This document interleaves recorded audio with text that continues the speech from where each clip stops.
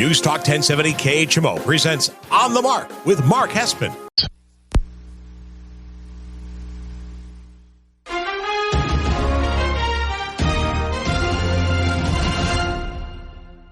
News Talk 1070 KHMO presents On the Mark with Mark Hespin. On the Mark is powered by Cunis Country Honda Hyundai, your number one Honda and Hyundai dealer in the tri-state area at 221 North 36th Street, Quincy. Faith, family, and giving back. That's Cunis Country. And now, here's Mark Hespin. Good morning, Tri-States, and wherever you may be listening on the News Talk 1070 KHMO app. This is On the Mark. I am Mark Hespin, brought to you by the great people over at Cunis Honda Hyundai, your number one Honda and Hyundai dealer in the tri-state area. 221 North 36th Street in Quincy. You got to ask them about that lifetime powertrain, no fear warranty on new and used vehicles. Tell them Mark sent you. Welcome on into episode 241 of On the Mark here on this Saturday, June 29th. Thank you so much for making me a part of your Saturday morning. As always, you can follow me on all social media channels at Mark Hespin, MarkHespen. You can follow me there. Also, I do want to mention that you can hit us up throughout the show through KHMO's Facebook page as well, and we can respond to comments there. If you're listening on the terrestrial radio, that's awesome. If you're listening on the KHMO app, thanks for having the app downloaded. And you can always follow along on the On the Mark KHMO Facebook page as well. Okay, so what do we got on tap for episode 241 of On the Mark? Well, we're halfway through the baseball season, so we'll take a look at if the playoffs were to start now. We got some shocking results. I mean, the NL is loaded. The AL is a ratings nightmare for the MLB. We'll talk about that. NBA free agency and draft is now underway. The draft just happened over the last two nights. Free agency and trades have already begun. DeJounte Murray, Mikal Bridges, Pascal Siakam re-signing. What will Paul George do? So we'll talk about that a little bit later on in the show. And, of course, we're going to start this show, though, late June, talking NFL football, because Mike Florio of Pro Football Talk did something that I think is a really fascinating look at the NFL, where we stand right now. And so I want to dissect it and clean his list up. Let's get it started. It's Hespin headline number one. Hespin's headlines On the Mark. Okay, so Mike Florio, great writer, runner, and owner of the Pro Football Talk, which is a really incredible football resource and website. His guy Chris Sims on PFT, we've talked about his list of quarterbacks before. Well, Mike Florio came out and did a pre-camp. So we're now post the offseason workouts. We're at a time where all the NFL players are on their own. Yeah, if you want, you can have access to the facility, but there's no scheduled practices. There's no mandatory nothing going on throughout the next 3 weeks. Then the end of July comes. That's when everyone reports for camp. And that's when the season really begins in earnest. Yeah, OTAs and rookie minicamp. It's all great. You get some stuff installed. You get guys acclimated so that then when camp begins at the end of July, teams are hitting the ground running, ready to go, and you can take advantage of the padded practices and all of that.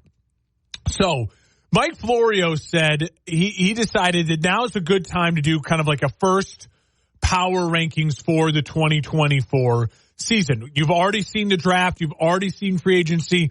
There's probably still a couple moves to be made, a veteran to sign here, a veteran to sign there, maybe a minuscule trade or two because of an injury that happens during training camp. But for the most part, you know your stars, you know your starters, you know your rosters, and we now sit in this kind of limbo of waiting for the season to kick off. So Mike Florio went and he ranked all the teams. As far as Mike Florio's top 10 goes, I don't have a huge problem with it. I have to be honest with you. I'm not going to sit here and tear apart Mike Florio's top 10. I don't love what Mike Florio's done in the top 10, but I can live with it. My biggest issue is he has the Eagles at 5. I think it's too high for the Eagles to be at 5. I have the Eagles more around the 8-9 spot. he has the Steelers, I think, way too high at 14. I think the Steelers are more of a team that finds themselves around 18, 19. Great roster, but just so many questions at quarterback. And then I think he has the Broncos extremely high at 22. I think they're more like 27, 28. And then last but not least, he has the Jets way too low. Mike Florio has the Jets as low as 25th on his list. And I truly think that's just him hating on Aaron Rodgers and needing some clickbaity things to talk about. Because if you actually look at the Jets roster, and if you expect Aaron Rodgers even to be 80% of what Aaron Rodgers was at his peak, then this Jets team is certainly a top 15 team in the NFL. I really feel that way as of right now. Now, they got to get Hassan Reddick signed and do a couple of things like that. So what I'm going to do, I'm going to go from 32 to 1 and give you my current pre-camp power rankings. You ready for this? Let's start it. I'm going to start at 32 and work all our way to 1. Some of these I'll take more time explaining. Others, I think, self-explanatory.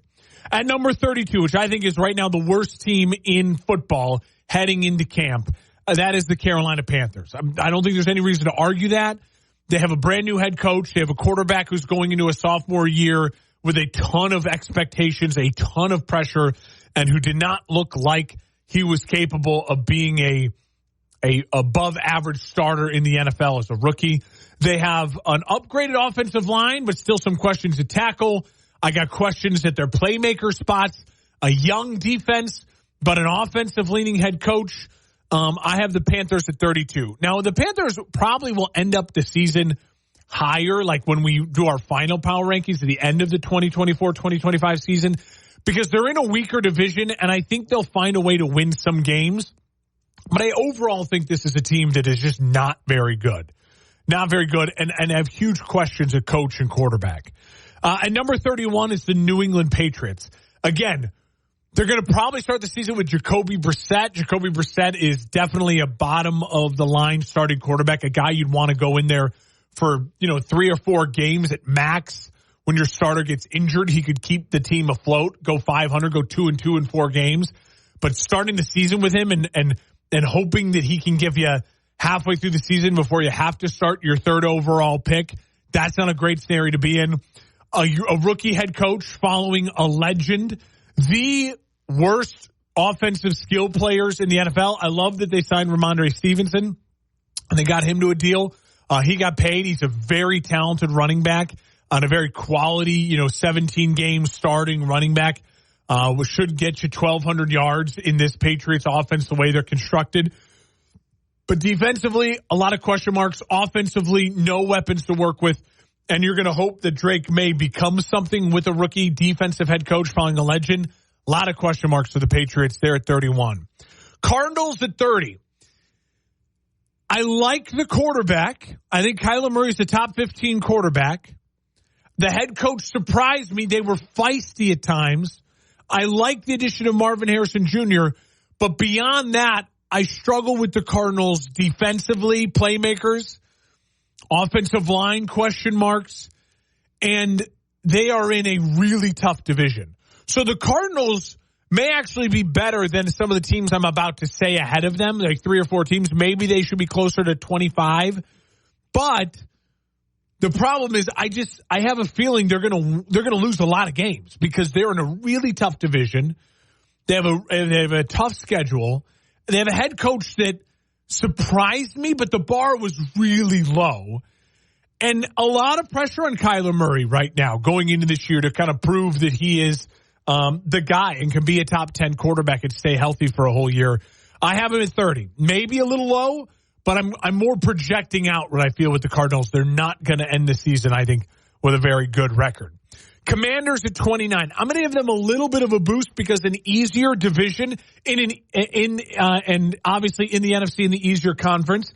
I have high hopes for Jaden Daniels. I think he's going to play well. I trust their head coach because I've seen him be a head coach before and he got his team to a highest level. Dan Quinn is a guy that even though we criticize him for how it ended in Atlanta, he came in and he did lead Atlanta to a Super Bowl. I trust him more than I do Gannon in Arizona. Plus, you're going to get the Giants twice a year. You're going to get the Cowboys, who I think are taking a slight step back. The Eagles, who a little more question marks compared to like the Niners and the Rams in the NFC West. And so I think that the also Washington's got weapons. I mean, Scary Terry, a solid offensive line, defense that is completely rebuilt, young, not a great team, but I'll put them a spot ahead of the Cardinals. Giants at 28. I think it's a bounce back year for Brian Daboll. I think it is a bounce back year for Daniel Jones.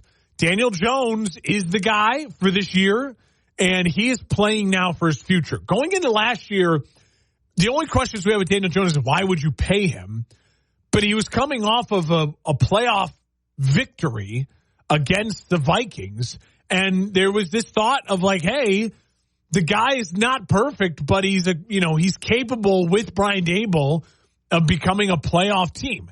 I think this is a slight bounce back year. I don't think it's a playoff year, but they've added weapons.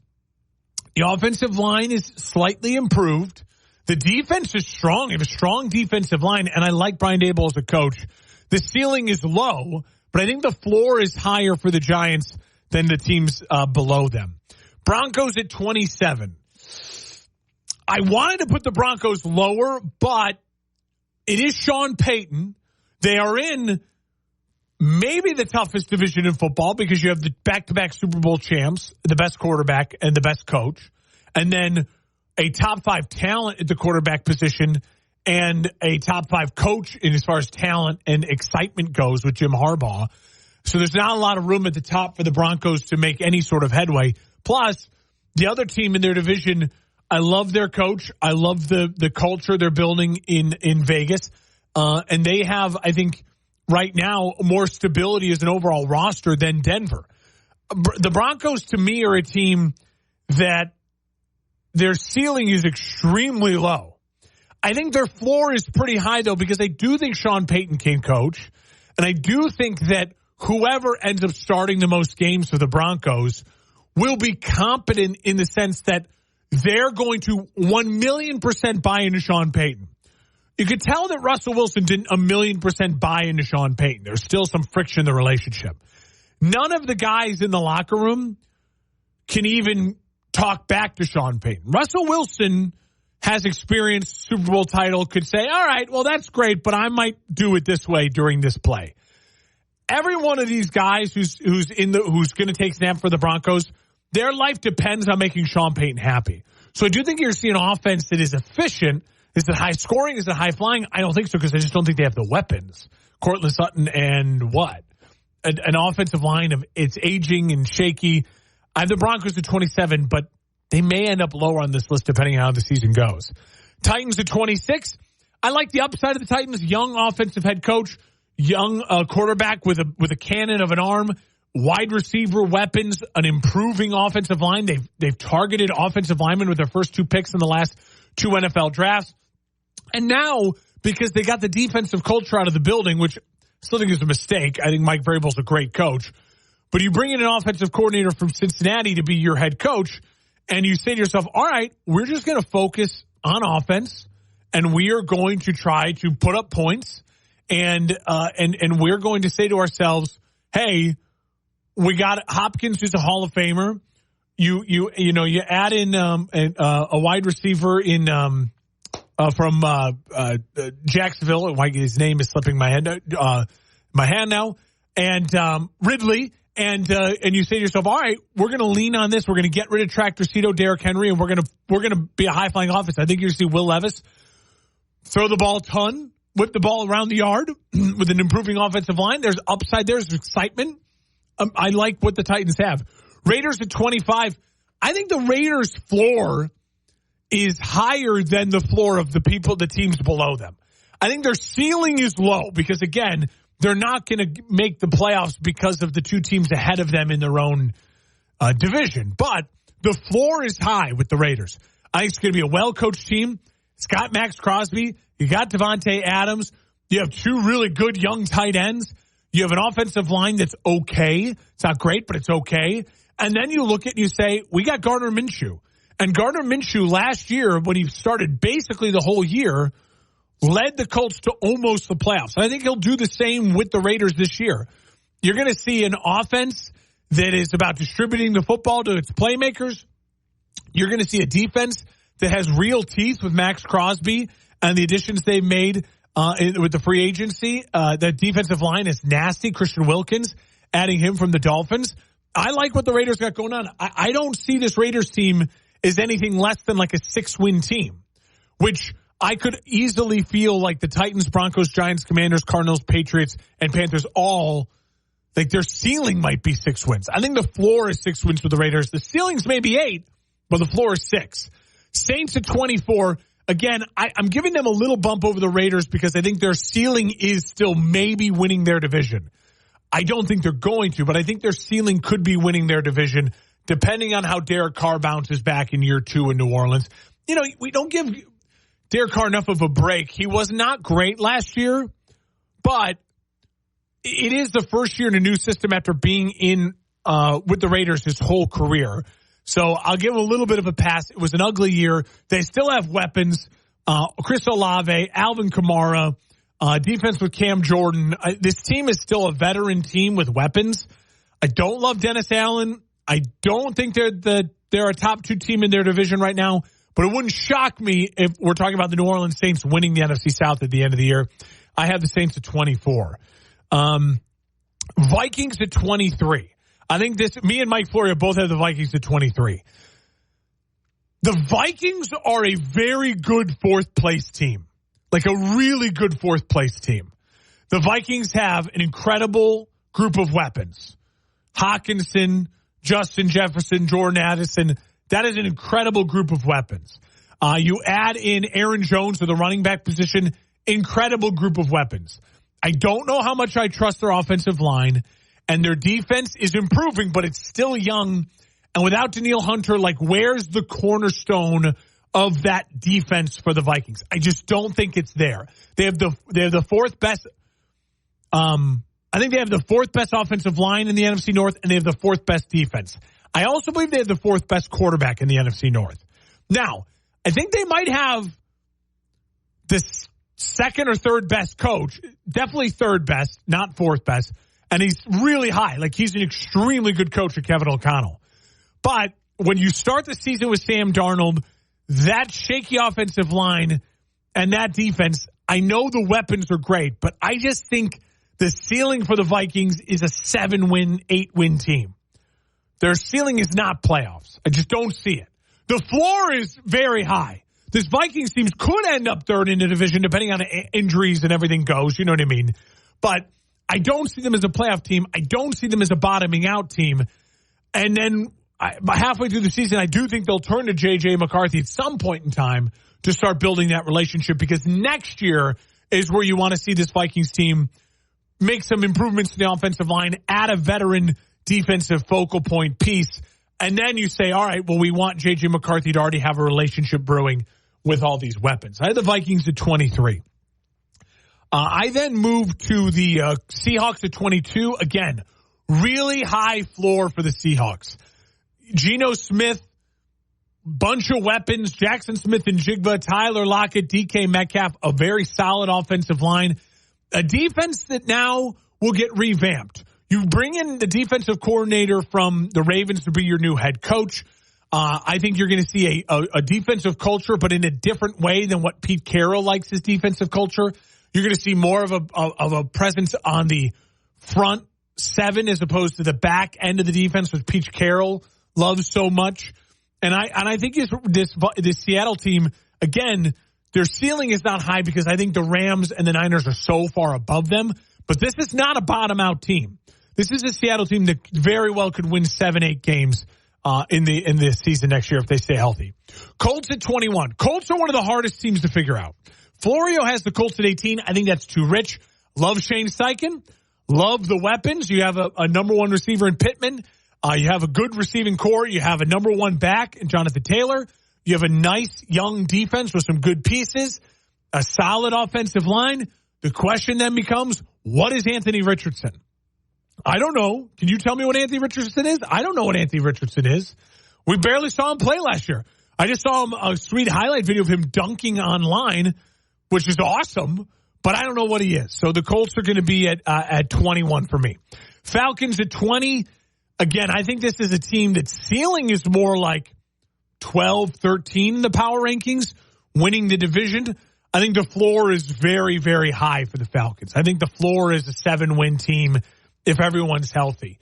Really nice defensive pieces, incredible weapons, and you have a motivated Raheem Morris, new defensive coach, and then obviously a very motivated Kirk Cousins to prove that contract and to prove the Michael Penix Jr. pick was a waste of a pick for at least 2 years. I like the Falcons at 20. Jags at 19.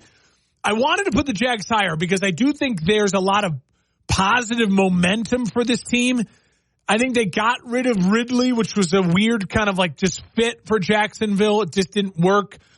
You have Trevor Lawrence getting the deal. He's secure. He's got a baby on the way.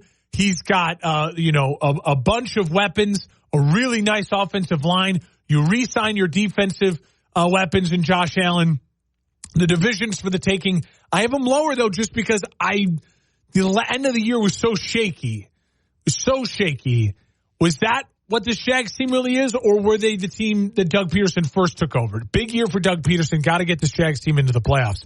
Steelers at 18. Again, roster-wise, when you remove the quarterback, Steelers are probably in the top 10. I like that Mike Tomlin got an extension. I think it breeds stability for this team and confidence of the roster in Mike Tomlin. But man, oh man, they have the biggest question marks at quarterback. What will Russell Wilson look like? And if he looks bad, how quickly will they go to Justin Fields? Let's move on. I have the Bears at 17. Mike Florio has the Bears at 17. I think it's a spot for them. Roster-wise, top 10 roster in the NFL. Improved offensive line. It might be a top 10 offensive line in football now if everyone gels together and stays healthy. You have a defense that is now really, really good in the back end. Montez Sweat in the front seven is your premier piece. Maybe a top 5 linebacking core with Edmonds and Edwards. Really, really good linebackers. I'd love to see another pass rusher emerge on the other side of Sweat, but they didn't have that at the end of last year, and the defense jumped up with Sweat. So I'm not panicking on that. And then obviously you look at the weapons. You look at the weapons and you say to yourself, DeAndre Swift at running back, and then you have Keenan Allen, DJ Moore, Rome Odunze. That's an incredible wide receiver core with the number 1 overall pick in Caleb Williams. This Bears team is 17. The floor is high for the Bears. I think the ceiling is a little capped, though, just because of youth and coaching. So we'll see. I think 17's right. Perfect fit for the Bears. Cowboys at 16, just ahead of the Bears.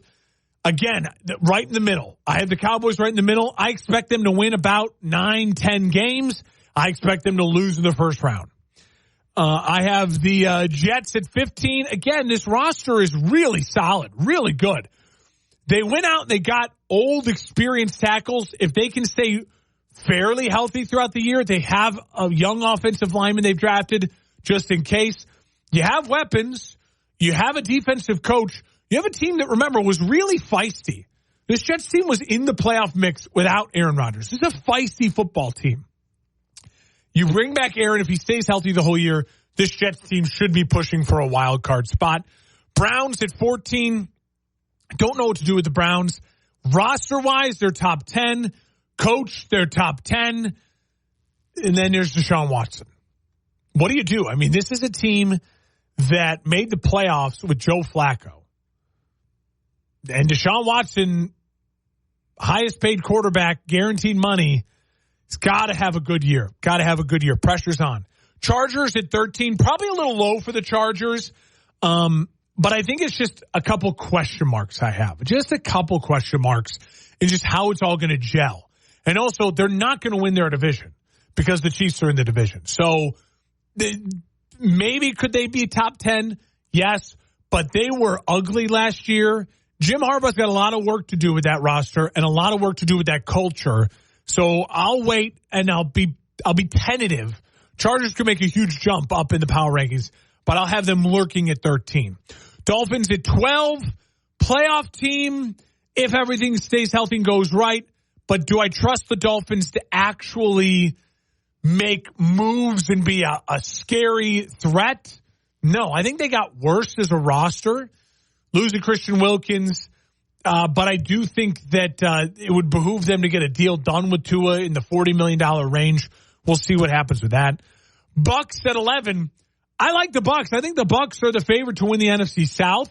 I think their ceiling is what they were last year. Like, surprise us, win a playoff game, and then who knows how the chips fall. They were very in that game against Detroit. They were very alive in that game against Detroit at Detroit. It's a solid Bucks roster. It's aging. Can they stay healthy? But they have stability in the NFC South, and it's a weak division. Rams at 10. Here we get serious. I had the Rams at 10. I think the Rams are a legit threat to win the NFC West this year.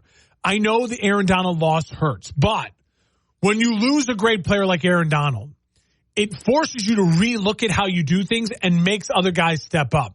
And this Rams team is so young.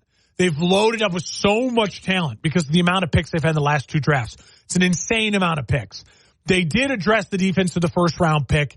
I think you're going to see this Rams team young. They're going to fly around on defense. And offensively, you have Matt Stafford, who's the top 6 quarterback in the league. You have Sean McVay, who's, I think, the second-best coach in the league right now. And then you have Cooper Kupp, Puka Nacua. The weapons are there. Look out for the Rams. I think the ceiling for the Rams this year is the NFC title game. I really do. It would not shock me if the Rams was playing the NFC title game. Texans at 9. Again, everything is good for the Texans right now. Last year was such a surprise. Can they build on it? Can they build on it? That's the big question for the Texans. I have them at 9. I think the floor is very high. The ceiling is very high. Sophomore slump, I'm a little concerned, but it's all in front of them. Eagles at 8. Now, Florio, that's our big disagreement. He has the Eagles at 5. I put the Eagles a little lower. I love Jalen Hurts, love A.J. Brown, love Devontae Smith. Offensive line without Kelsey is still one of the best in the league. It's a very good tackles, 2 great tackles. But they lost the heart and soul of their team in Kelsey and Cox. That's tough. They also redid their coordinators. That's tough. But the pressure's on Nick Sirianni. They're in a weaker division in the weaker conference. I like the Eagles at 8. Bengals at 7. Big question marks. Can Joe Burrow just stay healthy for the whole year? If Joe Burrow can stay healthy for the whole year and really prove that he can be a guy that stays healthy and can be consistent with that health, then I have no questions that the Bengals will be good. They almost made the playoffs without Joe Burrow last year. Zach Taylor, big year for him and Burrow. They're going to get Chase, I think, a deal done soon. T. Higgins signed. They're there. I think they'll roll. I think they'll be one of the best teams in the AFC. Bills at 6. I think there is addition by subtraction. A lot of people are pointing to the wide receiver core is not as good. Yeah, but Josh Allen's the second best quarterback in the NFL. Look at what Patrick Mahomes does with a not as good wide receiver core. Losing a star receiver sometimes can be the best medicine for an offense. I think you're going to see this Bills offense spread the ball around a ton. Really good tight end, improve offensive line, good running backs. Look out for the Bills. I like them this year a lot. Packers at 5. I think they deserve to be this high. The Packers were a Jordan Love bad throw away from going down and winning the game against the Niners in San Francisco to go to the NFC title game. It's a young team. This is a growing team. It's a good head coach. I hate to say it. It makes me sick to say, but the Packers absolutely could be a Super Bowl contender this year. Ravens at 4. I don't need to spend much time on them. Great head coach, great quarterback, really good weapons. They add Derrick Henry. That's a great addition. A very good defense. And I will say they were a team that was the number 1 seed in the AFC last year. Fully expect them to win the North this year and to be right there in the mix again. Lions, I have them at 2. Florio has them at 3. I'm going to put the Niners at 3. I think the Niners in the offseason have not as had a good as offseason as the Lions. Here's why. The Niners have drama and trouble at wide receiver right now. Their offensive line and their veteran defense has gotten a little bit older. I think the window is still open, but it closed a tiny bit. Can we expect Christian McCaffrey to be as healthy as he was last year? You hope so, but he had a clean bill of health last year for the most part. This year, can he repeat that? It hasn't been consistent in his career. Brock Purdy, year 3 in the system, I think maybe takes a little bit of a step back. Can he be as efficient? They got all the film on Brock Purdy now and what Shannon wants to do with Purdy. And I just think the division's tough. And I think the Lions, let's go to them. I have them at 2. What did they do this offseason? Nothing but wins. They locked up their 3 most important pieces, their star wide receiver, their star quarterback, and their star tackle. They don't have to pay anyone else. Everyone is locked up. I thought they had a very good draft. They addressed the corner position, which is their one piece of weakness. I think the culture's there. The momentum is there.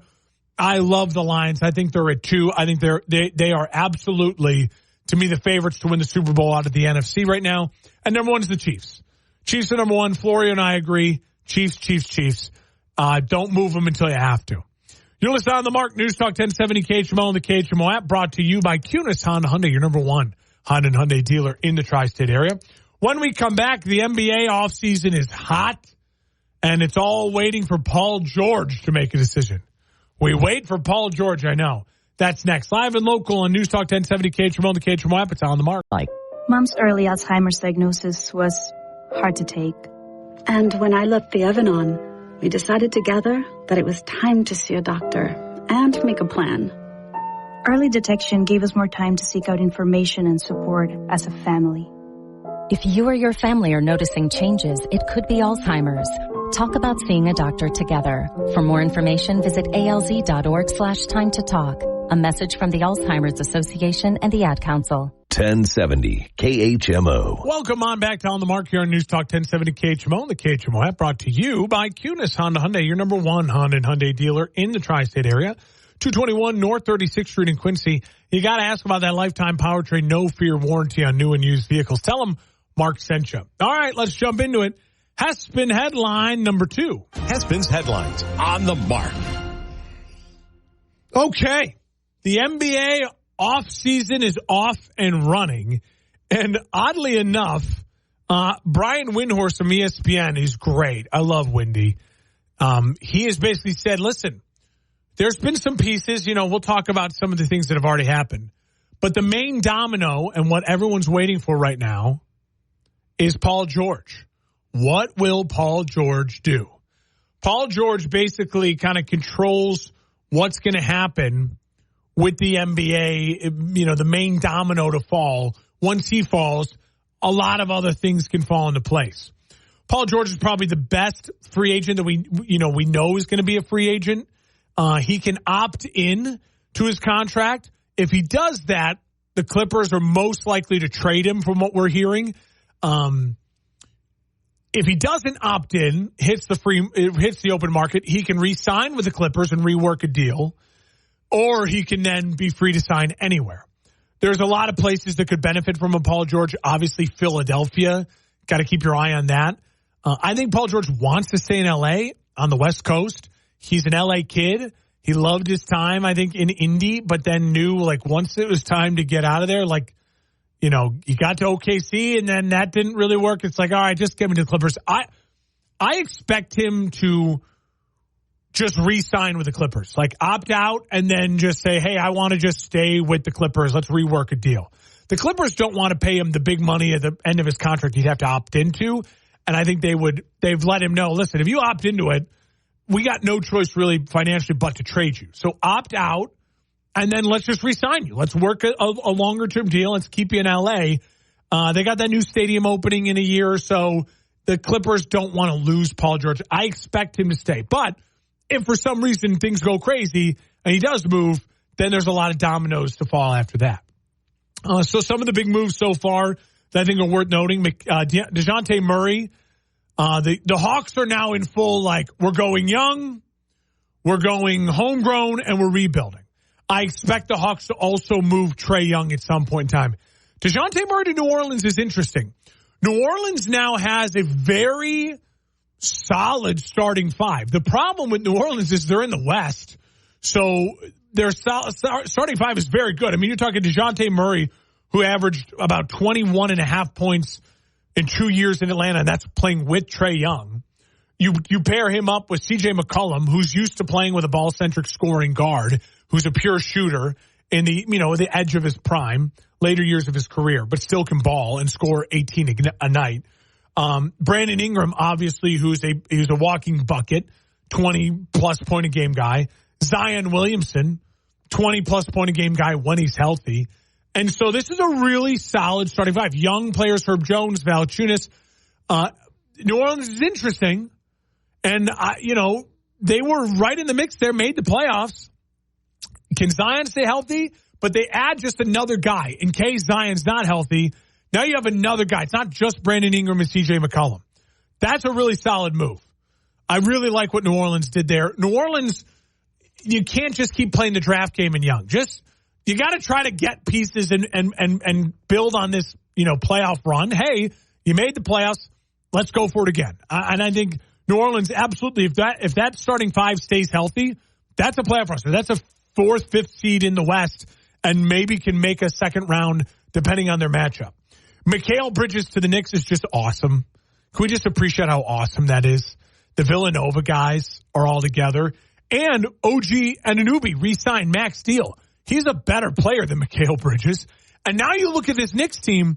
This Knicks team is absolutely right now, in my opinion, right now, roster-wise, 3rd best team in the East ahead of the 76ers. I would go Boston 1, Milwaukee 2, Knicks 3. You have a starting five of Jalen Brunson, who's a walking bucket and the emotional leader of the team. Mikal Bridges, who's a 20-point-a-game guy, long defender at the 2. You have OG Anunoby, who's a very, very solid 3 in the league, who can get you 20-plus any night of the week and can defend, a willing defender. You have Julius Randle, who can get you 20 every night, and a true big man scoring presence down low, can also stretch the floor when needed.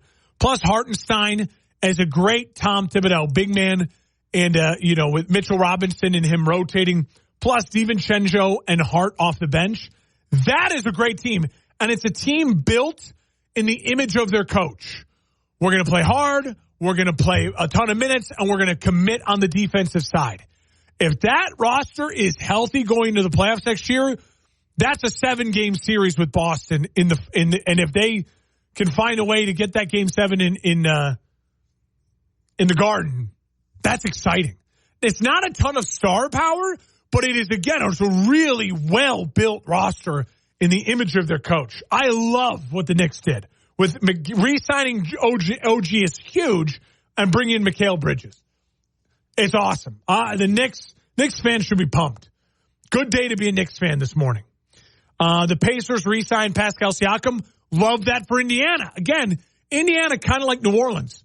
Going young and leaning in the draft does nothing for Indiana.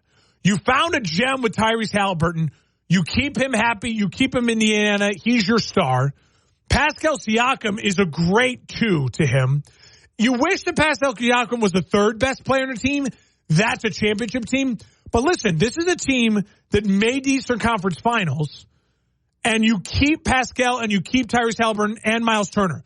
You have your 3 best players signed. So now it's up to you to build the roster around them, and they're easy pieces to build around.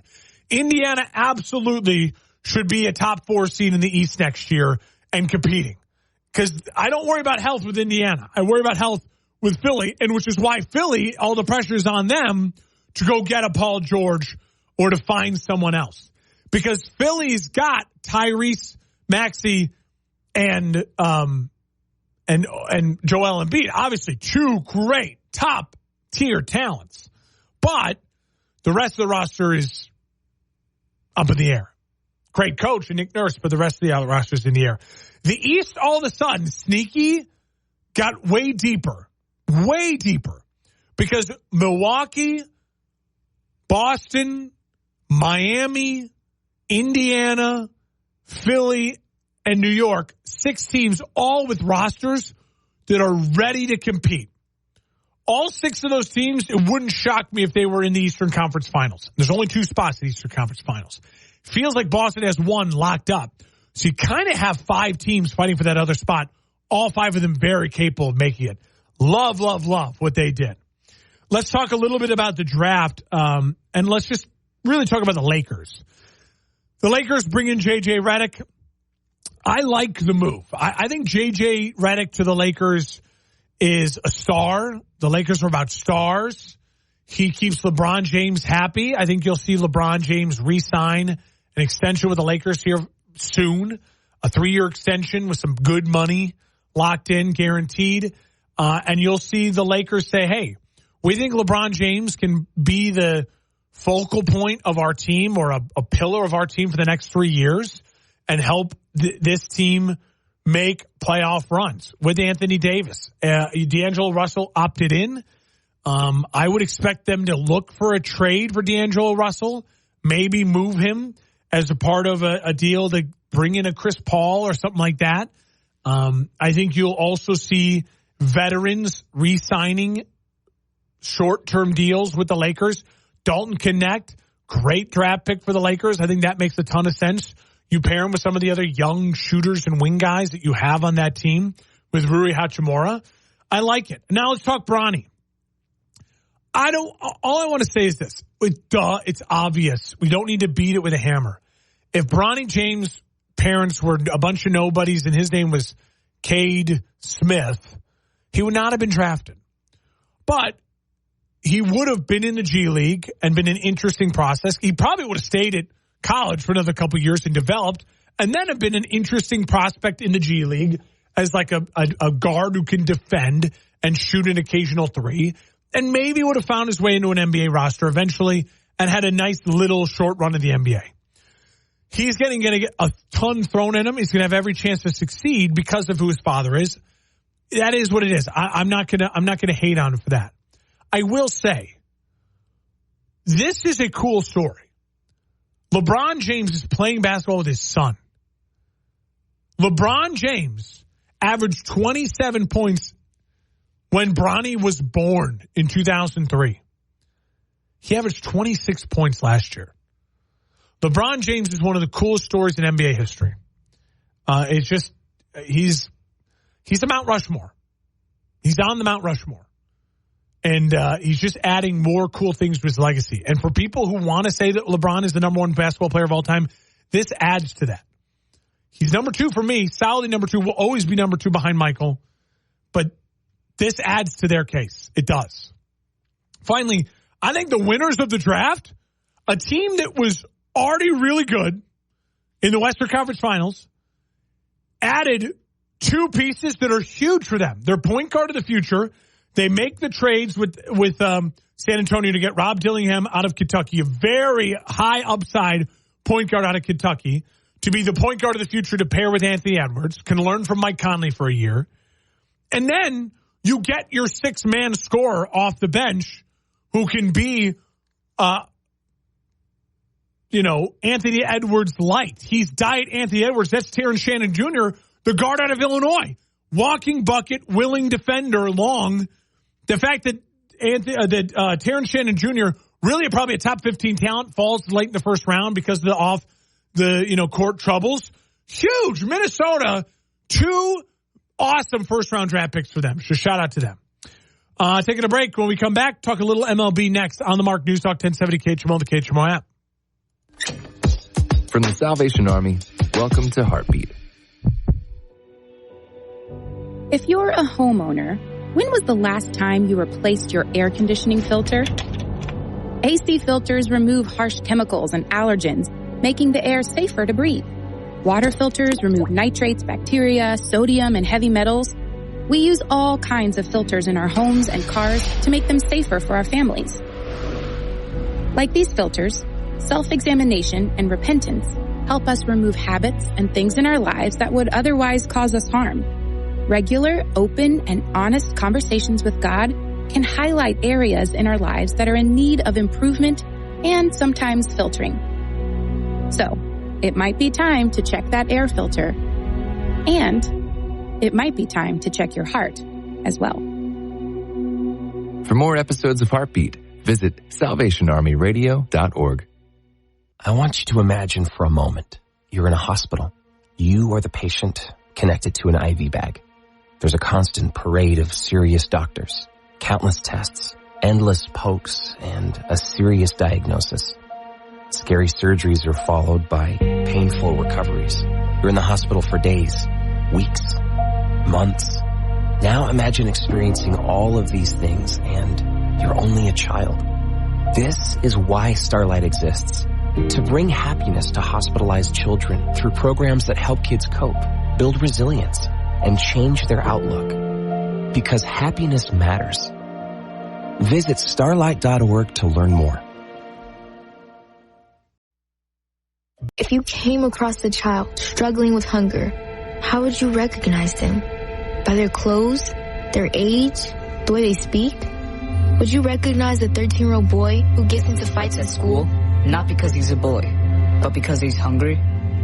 Or a 2-year-old girl who cries all night, not because she's sick, but because she went to bed without enough to eat.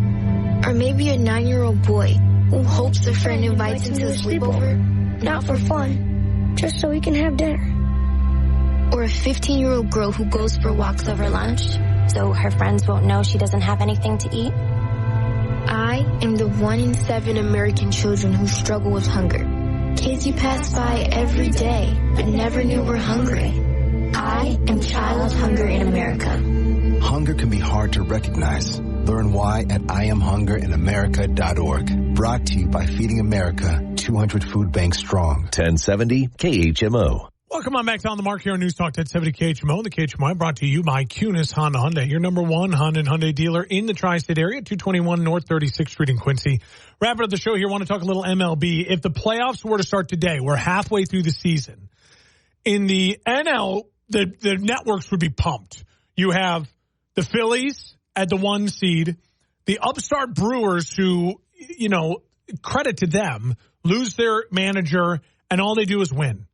A really well-run organization. The Brewers at 2, the Dodgers as a 3 seed.